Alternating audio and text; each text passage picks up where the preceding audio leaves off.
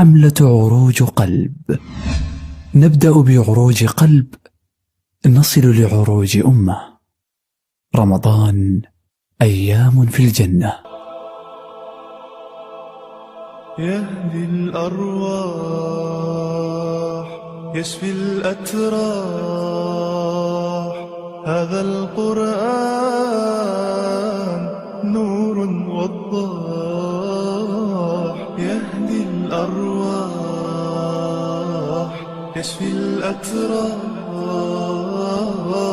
هذا القرآن نور وضاح.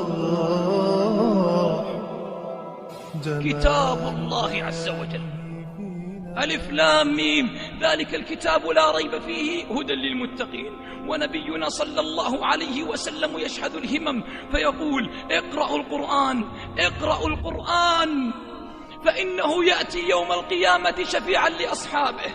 وخذ زيادة كما روى الترمذي رحمه الله من حديث ابن مسعود رضي الله عنه قال: من قرأ حرفا من كتاب الله عز وجل كان له به حسنة، والحسنة بعشر أمثالها. لا أقول ألف لام ميم حرف، ولكن ألف حرف ولام حرف وميم حرف. في ألف لام ميم من الأجر 30.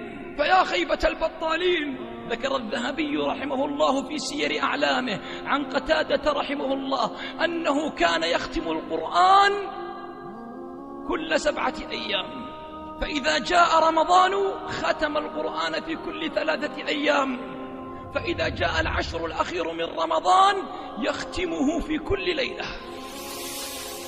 سلف إذا مر الزمان بذكرهم وقف الزمان لهم مجلا مكبرا. وأنت كم ختمت القرآن في رمضان المنصرم؟ بل كم ختمت القرآن من رمضان الماضي إلى هذا اليوم؟ وكم عزمت أن تختم في هذا الشهر المبارك؟ عزوف عظيم عن كتاب الله العظيم.